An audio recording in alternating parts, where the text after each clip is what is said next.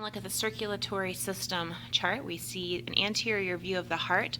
We've opened up the right atrium and we've opened up the right ventricle. Inside of that right ventricle, I see some papillary muscles, some chordae tendineae, and I can see that right atrioventricular tricuspid valve. If I direct my attention over here to the right atrium, I see an inferior vena cava, I see a superior vena cava, and I see the coronary sinus. So those are the three structures that go into that right atrium. Coming back over to our right ventricle, if I follow that right ventricle upwards, I see my pulmonary semilunar valve, my pulmonary trunk, and then my two pulmonary arteries. I also see my aorta, which would be coming out of my left ventricle, not shown here because it sits a little bit more posteriorly.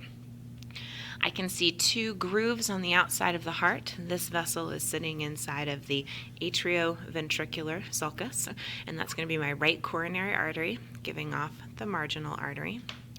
And then there's also a groove here between my two ventricles, and I see the vessels sitting in that groove.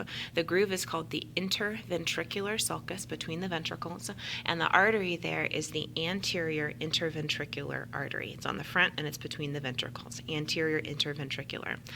I can see the beginning of the circumflex, which would go around to the back, and both the circumflex artery and the anterior interventricular artery are coming off of the left coronary artery there.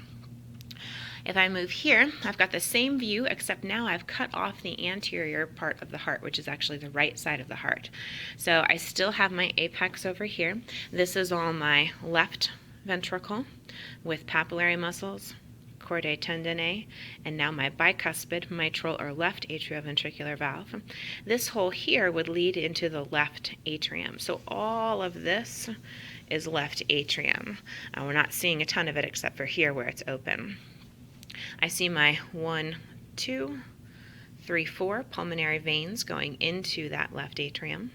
Coming out of my left ventricle, I see my aortic semilunar valve and my aorta, as well as an opening right here into my left coronary artery. So I can see that left coronary artery. My right coronary artery would sit somewhere over here.